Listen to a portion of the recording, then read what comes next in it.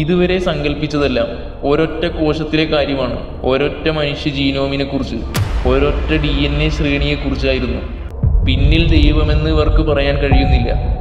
എന്നാൽ സത്യം നിഷേധിക്കാനാവാത്തതാണ്. ഈ ജീവിതവും ഇങ്ങനെ ഒരു അവസരവും തന്ന ദൈവത്തിനോടുള്ള നന്ദി കൊണ്ട് എൻ്റെ തല വിണ്ടു കീറുന്നു. പരിണാമത്തിൻ്റെ ഏറ്റവും ശക്തരായ വക്താക്കൾ പോലും സമ്മതിക്കുന്നു, DNA വിവരശേഖരം, അതിൻ്റെ ഉത്ഭവം ആഴമേറിയതും പരിഹരിക്കപ്പെടാത്തതുമായ ഒരു ചോദ്യമാണെന്ന്. ഡാർവിൻ പോലും ഈ സംഭവത്തിൽ അസ്വസ്ഥനായിരുന്നു.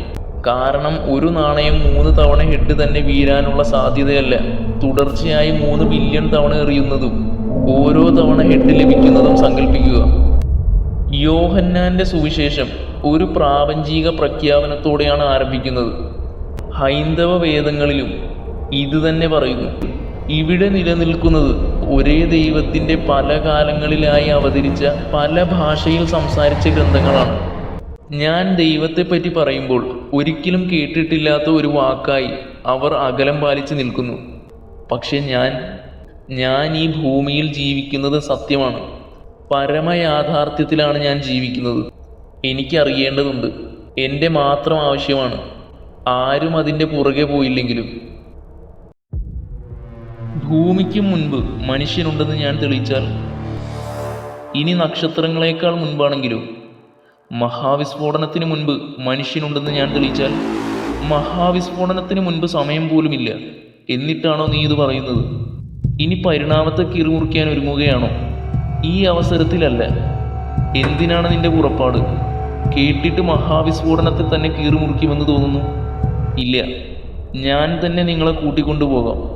ആർക്കും മനസ്സിലാവാത്ത ശാസ്ത്രീയ പദപ്രയോഗങ്ങളുടെ പടുഭാഷയിലല്ല.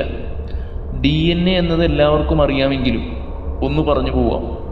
എന്തേ, മനുഷ്യൻ്റെ DNA ഭൂമിയേക്കാൾ പഴക്കമുള്ളതാണോ? അതിലേറെ പഴക്കമുണ്ട്. ശാസ്ത്രം തന്നെ ഇത് മുന്നോട്ട് വെച്ചതാണ്. DNA എന്നാൽ വെറുമൊരു തന്മാത്രയല്ല, ശരീരത്തിലെ വിവര സ്രോതസ്സാണ്. അത് വിവരങ്ങളാണ്. അത് നിങ്ങളുടെ നിർദ്ദേശ മാനുവലാണ്. നിങ്ങൾ എത്ര ഉയരത്തിലായിരിക്കണം, നിങ്ങളുടെ കണ്ണുകളുടെ നിറം, രൂപം, എങ്ങനെ നിങ്ങളുടെ തലച്ചോറ് വികസിക്കണം, നിങ്ങളുടെ ഹൃദയമിടിപ്പ് പോലും രേഖപ്പെടുത്തിയിരിക്കുന്നു. നിങ്ങളെപ്പോൾ ഉറങ്ങണമെന്ന് പോലും. വളരെ ഗണ്യമായ വലുപ്പം മാത്രമുള്ള ഒരു തന്മാത്രയാണ് DNA.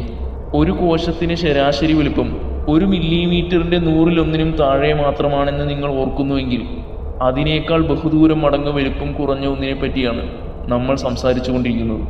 അത് നിവർത്തിയാൽ 2 മീറ്ററോളം വരും. കോശത്തിനകത്തെ ന്യൂക്ലിയസിൽ വളരെ കരുതലോടെ DNA സംരക്ഷിക്കപ്പെടുന്നു. അതിലേക്കൊന്നുമല്ല ഞാൻ നിങ്ങളെ കൊണ്ടു ചെല്ലുന്നത്.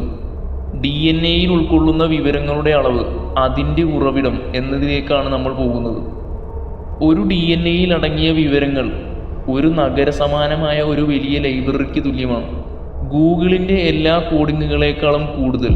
ഈ ഡാറ്റ എങ്ങനെ വായിക്കപ്പെടുന്നു, നിയന്ത്രിക്കപ്പെടുന്നു, വിഭജിക്കപ്പെടുന്നു എന്നൊക്കെ കണക്കിലെടുക്കുമ്പോൾ കോടിക്കണക്കിന് കമ്പ്യൂട്ടർ ലൈനുകളുമായി നിഷ്പ്രയാസം അതിജീവിക്കുന്നു. ഒരു DNA-യിൽ ഉൾക്കൊള്ളുന്ന വിവരങ്ങളുടെ അളവ് അറിയുവാൻ ഒരു ഗ്രന്ഥം നിറയെ എഴുതിയ ശേഷം അവയെല്ലാം മുകളിലേക്ക് അടുക്കടുക്കായി ക്രമമായി വെച്ചു പോന്നെന്ന് സങ്കല്പിച്ചാൽ, അതിൻ്റെ ആകെ ഉയരം ഏകദേശം 70 മീറ്ററോളം ഉണ്ടാകും. അതൊരു 23 നില കെട്ടിടത്തോളം എത്തും. ഏത് ഒരു സെല്ലിലെ DNA-യുടെ കാര്യമാണ് ഇപ്പോൾ പറഞ്ഞത്. മുഴുവൻ ശരീരത്തിലെ 37 ട്രില്യൺ കോശങ്ങളാണെങ്കിൽ ചന്ദ്രനും കടന്ന് സൂര്യനും കടന്നു പോകും. കൃത്യമായി പറഞ്ഞാൽ ഭൂമിയിൽ നിന്ന് സൂര്യനിലേക്കുള്ള ദൂരത്തിൻ്റെ 17,300 ഇരട്ടി. ഇത് ഒരു വിശ്രമവുമില്ലാതെ ഒരു വ്യക്തി തുടർച്ചയായി ടൈപ്പ് ചെയ്താൽ അത് പൂർത്തീകരിക്കാൻ 28 വർഷമെടുക്കും. ഇനി മുഴുവൻ ശരീരത്തിലെ ആണെങ്കിൽ അദ്ദേഹത്തിന് ഒരു ക്വാഡ്രില്യൺ വർഷത്തിലേറെ. വർഷങ്ങളുടെ സംഖ്യ വളരെ വലുതാണ്. അത് പൂർണ്ണമായി എഴുതാൻ തന്നെ പ്രയാസമാണ്. ഇത് താരതമ്യപ്പെടുത്തിയാൽ പ്രപഞ്ചത്തിൻ്റെ പ്രായം വെറും 13.8 ബില്യൺ വർഷം മാത്രമാണ്. എല്ലാ DNA-യും ടൈപ്പ് ചെയ്യാൻ വേണ്ട സമയം പ്രപഞ്ചത്തിൻ്റെ 7.6 കോടി ഇരട്ടിയാണ്. ഇപ്പോൾ മഹാവിസ്ഫോടനത്തിൻ്റെ അപ്പുറത്തെത്തിയില്ലേ എന്ന് ചോദിക്കാൻ വരികയല്ല. എന്നാലും ഒരു വ്യക്തിക്ക് അദ്ദേഹത്തിൻ്റെ DNA തന്നെ ടൈപ്പ് ചെയ്യാൻ പ്രപഞ്ചത്തിൻ്റെ പ്രായത്തേക്കാൾ കൂടുതൽ സമയമെടുക്കുന്നെങ്കിൽ, നമ്മളൊന്നും ചെയ്യാതെ തന്നെ ആ DNA എല്ലാ കോശത്തിലും കൃത്യമായി ക്രമീകരിച്ചിട്ടുണ്ടെങ്കിൽ, അത് നമുക്കതീതമായ, കാലത്തിനും അതീതമായ എന്തെങ്കിലും ഉണ്ടെന്നതിൻ്റെ സൂചനയല്ലേ? ഇനിയാണ് നമ്മൾ തുടങ്ങുവാൻ പോകുന്നത്. ഇത്ര വിവരങ്ങൾ അടങ്ങുന്ന ഒരു മഹാഗ്രന്ഥശാലയാണ് നിങ്ങളുടെ ഓരോ കോശത്തിലുമുള്ളത്. ഇത് ഒരു ഷെൽഫിലും ഇരിക്കുന്നില്ല, അത് നിങ്ങളുടെ രക്തത്തിലും മാംസത്തിലുമാണ് ഇരിക്കുന്നത്. അത് ഓരോ നിമിഷവും നിങ്ങളുടെ ഓരോ കോശങ്ങളോട് എന്ത് നിർമ്മിക്കണം, എന്ത് ചെയ്യണമെന്ന് പറയുന്നു. അതെ, അതൊരു ഭാഷയാണ്. DNA 4 അക്ഷരങ്ങൾ കൊണ്ടാണ് നിർമ്മിച്ചിരിക്കുന്നത്. ATGC. ഇത് രാസഭാഷയാണ്. ഭാഷ പോലെ തന്നെ പ്രവർത്തിക്കുന്നു. ഇംഗ്ലീഷിൽ CAT എന്നാൽ പൂച്ചയാണല്ലോ. DNA-യിൽ ATG എന്നാൽ ഒരു പ്രോട്ടീൻ നിർമ്മിക്കാൻ തുടങ്ങുക എന്നാണ്. ഈ 4 അക്ഷരങ്ങളുടെ ഓരോ പ്രത്യേക ശ്രേണികളും ഓരോ പദങ്ങൾ പോലെയാണ്. നമ്മുടെ ശരീരം ഒരു കൂട്ടം രാസവസ്തുക്കളല്ല, ഏത് പ്രാകൃത മനുഷ്യനാവിനേക്കാളും പഴക്കം ചെന്ന ഭാഷയാണ് നമ്മുടെ ശരീരത്തിൽ ഓരോ നിമിഷവും കൈകാര്യം ചെയ്യുന്നത്. ഇത് പൊരുത്തപ്പെടാൻ നമ്മുടെ ഏറ്റവും മികച്ച സൂപ്പർ കമ്പ്യൂട്ടറുകൾക്കോ പോലും കഴിയില്ല. ഇത് സ്വയം പിശകുകൾ തിരുത്തുന്നു. ഇത് സ്വയം പരിസ്ഥിതികളുമായി പൊരുത്തപ്പെടുന്നു. ഇത് സ്വയം പകർത്തുകയും ബോധമുള്ള ഒരു ജീവിയെ ഉൽപ്പാദിപ്പിക്കുകയും ചെയ്യുന്നു. എന്നാൽ അത്ഭുതം ഇതൊന്നുമല്ലെങ്കിലോ, നമ്മൾ തുടങ്ങിയതേയുള്ളൂ. എല്ലാ ജീവജാലങ്ങൾക്കും DNA ഉണ്ടെന്ന് മാത്രമല്ല, എല്ലാത്തിലും ഇതേ കോഡ് ഭാഷ തന്നെയാണ് ഉപയോഗിക്കുന്നതെങ്കിലോ, ഇതേ 4 അക്ഷരങ്ങൾ കോർത്തിണക്കിയ ഒരേ ഭാഷ തന്നെ. ഉറുമ്പ്, തിമിംഗലം, മനുഷ്യൻ, ഏത് സൂക്ഷ്മജീവിയിലും ഇത് തന്നെ. നാനാജീവികളിലും ഒരേ കോഡ് തന്നെ ഉപയോഗിച്ചിരിക്കുന്നു. അതായത് ജീവന്റെ ഭാഷ സാർവത്രികമാണെന്ന്. എല്ലാ ജീവജാലങ്ങളും ഒരേ ഭാഷ സംസാരിക്കുന്നത് പോലെ ഓരോ ജീവനും, ഓരോ ജീവിക്കും, ഓരോ മനുഷ്യനും ഒരേ ഭാഷയിൽ രചിച്ച അതിവിശിഷ്ടമായ പല കവിതകൾ പോലെ. ഇതിന് പിന്നിലൊന്നുമില്ലാതിരിക്കാനുള്ള സാധ്യതയേക്കാൾ എന്തെങ്കിലും ഉണ്ടാവാനല്ലേ? ജീവൻ പ്രവർത്തിക്കണമെങ്കിൽ DNA ശ്രേണിയിലെ കൃത്യമായ ക്രമം ഉണ്ടായിരിക്കണം. ഒരു ചെറിയ തെറ്റുപോലും കോഡിനെ തകർക്കും. അത് സാധ്യതകൾക്കപ്പുറമാണ്.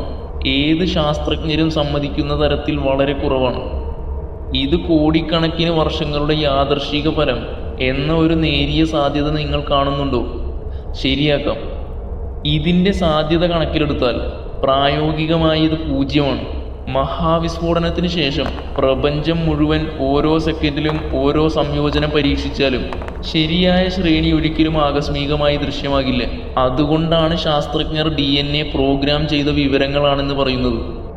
ഇത്രയും പുസ്തകമുള്ള ഒരു ലൈബ്രറി നിങ്ങൾ സങ്കല്പിക്കുക. ഒന്നിന് ശേഷം 1.8 ബില്യൺ പൂജ്യങ്ങൾ. ഈ സംഖ്യയും വളരെ വലുതാണ്. ഇത് പൂർണ്ണമായി എഴുതാൻ പോലും കഴിയില്ല. ഒരു പുസ്തകത്തിൽ മാത്രമേ ജീവന്റെ നിർദ്ദേശങ്ങൾ അടങ്ങിയിട്ടുള്ളൂ. അതിൽ നിന്നും ഈ ഒരു പുസ്തകം തന്നെ തിരഞ്ഞെടുക്കാനുള്ള സാധ്യതയാണ് ആകസ്മികമായി DNA ശരിയായി രൂപപ്പെടാനുള്ള സാധ്യത. അത് അടിസ്ഥാനപരമായി അസാധ്യമാണ്. നിങ്ങളുടെ ജീവൻ നിങ്ങൾക്ക് കിട്ടിയ ഒരു മഹാഭാഗ്യമാണ്, ഒരു വലിയ ലോട്ടറിയാണ്. ദൈവവിശ്വാസിയുടെ വീക്ഷണത്തിൽ പറഞ്ഞതല്ല, ഭൗതികവാദിയുടെ വീക്ഷണത്തിൽ നിന്ന് പറഞ്ഞാലും അങ്ങനെ തന്നെയാണ്. കേവലം ഭാഗ്യമായി തന്നെ കാണേണ്ടി വരും. കാരണം ഒരു നാണയം 3 തവണ ഹെഡ് തന്നെ വീഴാനുള്ള സാധ്യതയല്ല, തുടർച്ചയായി 3 ബില്യൺ തവണ എറിയുന്നതും ഓരോ തവണ ഹെഡ് ലഭിക്കുന്നതും സങ്കല്പിക്കുക. കൃത്യമായ പ്രവർത്തനക്രമം ലഭിക്കുന്ന ഒരു യാദൃശ്ചിക DNA ശ്രേണിക്ക് അതാണ് ആവശ്യമായി വരുന്നത്. ഇതുവരെ സങ്കല്പിച്ചതെല്ലാം ഒരൊറ്റ കോശത്തിലെ കാര്യമാണ്. ഒരൊറ്റ മനുഷ്യ ജീനോമിനെ കുറിച്ച്, ഒരൊറ്റ DNA ശ്രേണിയെക്കുറിച്ചായിരുന്നു. സംഖ്യകൾ എൻ്റെ തലച്ചോറിൻ്റെ പരിധികളെ ഭേദിക്കുന്നു. എൻ്റെ ശബ്ദം നിശബ്ദമാവുന്നു. അത് തന്നെ ഒരു ആരാധനയായി മാറുന്നു. ഈ ജീവിതവും ഇങ്ങനെ ഒരു അവസരവും തന്ന ദൈവത്തിനോടുള്ള നന്ദി കൊണ്ട് എൻ്റെ തല വിണ്ടു കീറുന്നു. ഇതിന് നന്ദി കാണിക്കാതെ ഈ ജീവിതം അവസാനിപ്പിച്ച് എല്ലാം കെട്ടടഞ്ഞിട്ട് നഷ്ടബോധം കൊണ്ട് തല വിണ്ടു കീറാതിരിക്കാൻ ഞാൻ എന്താണ് വേണ്ടത്? പരിണാമത്തിൻ്റെ ഏറ്റവും ശക്തരായ വക്താക്കൾ പോലും സമ്മതിക്കുന്നു, DNA-യിലെ വിവരശേഖരം, അതിൻ്റെ ഉത്ഭവം ആഴമേറിയതും പരിഹരിക്കപ്പെടാത്തതുമായ ഒരു ചോദ്യമാണെന്ന്. ഡാർവിൻ പോലും ഈ സംഭവത്തിൽ അസ്വസ്ഥനായിരുന്നു. ഭാവിയിലെ കണ്ടെത്തലുകൾ ഇത് പരിഹരിക്കുമെന്ന് പ്രതീക്ഷിച്ചു. ഡാർവിനിസത്തിന് സ്പർശിക്കാൻ കഴിയാത്ത രഹസ്യം, ഒരുപക്ഷെ പരിണാമത്തിൻ്റെ ഏറ്റവും വലിയ പരിധി ഇതാണ്. ഒരു കൂട്ടം ആറ്റങ്ങൾ എങ്ങനെയാണ് അവബോധനത്തിന് കാരണമായത്? കോഡ് എഴുതിയത് ആരാണ്? ക്രമരഹിതമായ മ്യൂട്ടേഷനുകൾ കോഡ് എഡിറ്റ് ചെയ്തേക്കാം. പ്രകൃതി നിർദ്ധാരണം ഉപയോഗപ്രദമായ എഡിറ്റുകൾ സംരക്ഷിച്ചേക്കാം. എന്നാൽ കോഡിൻ്റെ നിലനിൽപ്പ് തന്നെ, അത് എവിടെ നിന്ന് വന്നു? പിന്നിൽ ദൈവമെന്ന് ഇവർക്ക് പറയാൻ കഴിയുന്നില്ല. എന്നാൽ സത്യം നിഷേധിക്കാനാവാത്തതാണ്. മനുഷ്യ DNA ഉണ്ടാകുന്നതിനും വളരെ മുമ്പ് തന്നെ മനുഷ്യ DNA ഉത്ഭവം ആരംഭിച്ചിരുന്നു. DNA അസാധാരണ നിർദ്ദേശങ്ങൾ, അസംഖ്യം വിവരങ്ങൾ ഒരിക്കലും ഭൂമിയിൽ ഉത്ഭവിച്ചതല്ല. പകരം അവ ഇങ്ങനെയാണ്: ശരിയായ സാഹചര്യങ്ങൾക്കായി, ഒരു സംരക്ഷണ പരിസ്ഥിതിക്കായി കാത്തിരുന്ന് പ്രപഞ്ചത്തിൻ്റെ യുക്തിയിൽ തന്നെ എൻകോഡ് ചെയ്തിരുന്നു. പ്രപഞ്ചം ദ്രവ്യം മാത്രമല്ല, ഇൻഫോർമേഷനാണ്. മിക്ക ആളുകളും ചിന്തിക്കുന്നത് ആദ്യം ദ്രവ്യം വന്നു, പിന്നെ ഊർജം വന്നു, ഒടുവിൽ വിവരങ്ങൾ എന്നല്ലേ? ദ്രവ്യത്തിനു മുമ്പ്, ആറ്റങ്ങൾക്ക് മുമ്പ്, സമയത്തിനു മുൻപ് വിവരമുണ്ട്. അപ്പോൾ ദ്രവ്യം പ്രപഞ്ചത്തിൻ്റെ അടിസ്ഥാനമല്ല, വിവരങ്ങളാണ്, ഇൻഫോർമേഷനാണ്. ഇത് നമ്മുടെ ഗവേഷണത്തെ മുന്നോട്ട് നയിക്കുന്ന ഒരു ശാസ്ത്രീയ ദാർശനിക സിദ്ധാന്തമാണ്. ഇറ്റ് ഫ്രം വിറ്റ്. ഇതെല്ലാം തകിടമറിക്കുന്നു. മഹാവിസ്ഫോടനത്തിന് മുൻപ് യുക്തിയുണ്ടായിരുന്നു എന്നർത്ഥം, ഒരു ചിന്തയുണ്ടായിരുന്നു എന്നർത്ഥം. കേവലം ഒരു കോശത്തിൻ്റെ കോഡ് പ്രപഞ്ചത്തെ മറികടന്നിരിക്കുന്നുവെങ്കിൽ, പ്രപഞ്ചത്തിൻ്റെ മുഴുവൻ ആയുസ്സിൽ ഈ കഥ എഴുതാൻ സാധിക്കുന്നില്ലെങ്കിൽ, തീർച്ചയായും അത് കാലത്തേക്കാൾ മുമ്പുള്ള ഒരു മനസ്സ് മന്ത്രിച്ചതാണ്. ഒരു പുസ്തകം അച്ചടിക്കുന്നതിന് മുൻപ് സങ്കല്പിക്കുക, മഷി, കടലാസ്, കവർ, അവ പിന്നീട് വരുന്നു. എന്നാൽ വാക്കുകൾ, അർത്ഥം രചയിതാവിൻ്റെ മനസ്സിൽ ഇതിനകം തന്നെ നിലനിൽക്കുന്നു. അതെ, രചയിതാവിൻ്റെ മനസ്സിൽ നിങ്ങൾ നിലനിന്നിരുന്നു. യോഹന്നാന്റെ സുവിശേഷം ഒരു പ്രാപഞ്ചിക പ്രഖ്യാപനത്തോടെയാണ് ആരംഭിക്കുന്നത്. ആദിയിൽ വചനമുണ്ടായിരുന്നു. അതെ, വിവരങ്ങൾ ഉണ്ടായിരുന്നു. പ്രപഞ്ചമുണ്ടാവുന്നതിന് മുമ്പ് എന്നതിന് ദാർശനിക ചിന്ത മാത്രം പ്രായോഗികമാകുമ്പോൾ, പ്രപഞ്ചത്തിൻ്റെ പിന്നിലെ നിഗൂഢമായ ഒരു യുക്തിയിൽ നിന്ന് വന്ന പ്രസ്താവന പ്രപഞ്ചത്തെ സൃഷ്ടിച്ചു. ആകുക എന്ന പ്രസ്താവനയിലുണ്ടായ പ്രപഞ്ചത്തെപ്പറ്റി തന്നെയാണ് ഖുർആനിലും ഊന്നിപ്പറയുന്നത്. ഖുർആൻ മാത്രമോ, ഹൈന്ദവ വേദങ്ങളിലും ഇത് തന്നെ പറയുന്നു. ആദിയിൽ ഈ പ്രപഞ്ചം ഒരു നിമിഷം പോലും ഇല്ലാതെ ഏകനായ ആത്മാവ് മാത്രമായിരുന്നു. അദ്ദേഹം ചിന്തിച്ചു, ഞാൻ ലോകങ്ങളെ സൃഷ്ടിക്കട്ടെ. ചിലരെങ്കിലും ശ്രദ്ധിച്ചു കാണണം, ഒരു നിമിഷം പോലും ഇല്ലാത്ത അവസ്ഥ, കാലമില്ലാത്ത അവസ്ഥ. ഇന്ന് ശാസ്ത്രം എന്താണ് പറയുന്നത്? പ്രപഞ്ചം നിലവിൽ വന്നതിന് ശേഷം മാത്രമാണ് സമയം നിലവിൽ വന്നതെന്ന്. ഒരു 13.8 ബില്യൺ വർഷങ്ങൾക്ക് മുമ്പ് പ്രപഞ്ചമുണ്ടായിരുന്നില്ല, സമയം പോലും ഉണ്ടായിരുന്നില്ല എന്ന്. അഖില ലോകങ്ങളുടെ അധിപനായ സാക്ഷാൽ ബ്രഹ്മാവിനെ, ഏകനായ കർത്താവ് യഹോവയെ, ഇതിൻ്റെ എല്ലാം രചയിതാവായ അള്ളാഹുവിനെ ഞാൻ മനസാ നമിച്ചു. രൂപമോ പങ്കാളിയോ മരണമോ ജനനമോ ലിംഗഭേദമോ ഇല്ലാത്ത, സൃഷ്ടിയല്ലാത്ത ആ ഒരു അസ്തിത്വത്തെ പല ഭാഷകൾ സംസാരിക്കുന്ന മനുഷ്യർക്കിടയിൽ ദൈവത്തെ കുറിക്കുന്ന പദപ്രയോഗത്തിൽ വ്യത്യാസമുണ്ടാവണം. അധമത്വമോ പങ്കാളിത്തമോ ഇല്ലാത്ത ഏത് ശ്രേഷ്ഠ പദപ്രയോഗത്തിലും അവനെ കുറിച്ചാലും വാക്കുകൾ അവൻ്റേതാണ്, ആശയം അവൻ്റേതാണ്, വെളിപാടുകൾ അവൻ്റേതാണ്. പല മതഗ്രന്ഥങ്ങളിലെ വേദങ്ങളിൽ നിന്ന് പല സൂക്തങ്ങളും എടുത്തു പറയുമ്പോൾ ഞാനൊരു സർവമത സത്യവാദിയായി തെറ്റിദ്ധരിക്കരുത്.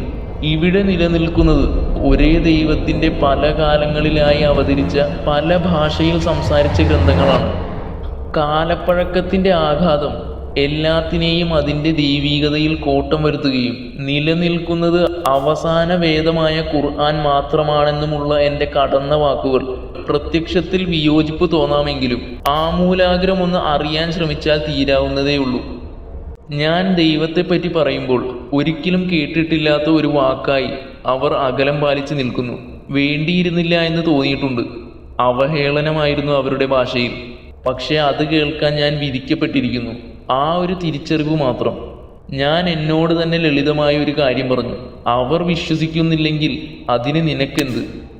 പക്ഷെ ഞാനൊരു സ്വപ്നത്തിലല്ല ജീവിക്കുന്നത്. ഞാൻ ഈ ഭൂമിയിൽ ജീവിക്കുന്നത് സത്യമാണ്. പരമയാഥാർത്ഥ്യത്തിലാണ് ഞാൻ ജീവിക്കുന്നത്. ഞാൻ ഈ ഭൂമിയുടെ വിരിമാറിലൂടെ നടക്കുന്നു. പ്രകൃതി എനിക്ക് മുന്നിൽ അണിഞ്ഞൊരുങ്ങി നിൽക്കുന്നു. ഞാൻ കഴിക്കുന്നത് സ്വയം ദഹിപ്പിച്ചു കളയുന്നത് ഞാൻ കാണുന്നുണ്ട്. എൻ്റെ ദാഹവും വിശപ്പും അകറ്റുന്നു. എൻ്റെ ശ്വാസം എനിക്ക് തന്നെ അനുഭവിക്കാം. എനിക്ക് എന്നെ തന്നെ അനുഭവിക്കാം. എൻ്റെ ചിന്തകൾ എഴുതുന്ന ഭാഷയെക്കുറിച്ച് ഞാൻ വ്യാകുലനാണ്. ആരാണ് എന്നെ നയിക്കുന്നത്? ദൈവത്തിൻ്റെ ഭൂമികയിൽ അവനെ ധിക്കരിച്ച് നടക്കാൻ എനിക്കിനി ആവില്ല. എനിക്ക് വയ്യ. ഞാൻ എന്നിലേക്ക് എത്ര ആഴത്തിൽ ചൂഴ്ന്നു നോക്കുമ്പോഴും അത്രയും ആഴത്തിൽ ദൈവവിശ്വാസം വേരുറച്ചു പോകുന്നു. എനിക്ക് അവരുടെ ചരിത്രം അറിയില്ല, പക്ഷേ എൻ്റേത് നന്നായി അറിയാം. എനിക്ക് സ്വയം അനുഭവിക്കാൻ കഴിയാത്ത ഒരു അവസ്ഥ എനിക്കുണ്ടായിരുന്നുവെങ്കിൽ, ഞാൻ ഇപ്പോൾ ഇവിടെ വാക്കുകൾ രൂപപ്പെടുത്തി ഇവിടെ സംസാരിക്കുന്നുണ്ടെങ്കിൽ, എനിക്കറിയേണ്ടതുണ്ട്. എൻ്റെ മാത്രം ആവശ്യമാണ്, ആരും അതിൻ്റെ പുറകെ പോയില്ലെങ്കിലും. താൻ ദൈവത്തിൻ്റെ കൽപ്പനയിൽ മനുഷ്യരൂപം കൊണ്ട അസ്തിത്വമാണെന്ന സത്യം അവരുടെ ചെവിടുകളിൽ തറച്ചു കയറുകയാണ്. അവർക്ക് വേണ്ടി ഈ കാലഘട്ടത്തിലും ദൈവം കാത്തുവച്ചൊരു ഗ്രന്ഥമുണ്ട്. 1400 വർഷങ്ങൾക്കിപ്പുറവും ഒരു മങ്ങലും ഏൽക്കാതെ അതിൻ്റെ തനത് രൂപത്തിൽ ഇന്നും നിലനിൽക്കുന്നു. അതെ, ദൈവത്തിൻ്റെ വാഗ്ദാനത്തിൻ്റെ പുലർച്ച. തീർച്ചയായും ഖുർആൻ അവതരിപ്പിച്ചത് നാമാണ്. തീർച്ചയായും നാം അതിൻ്റെ സംരക്ഷണം ഏറ്റെടുത്തിരിക്കുന്നു. This Quranic manuscript held at the University of Birmingham forms part of our Mingana collection of Middle Eastern manuscripts in the Cabra Research Library.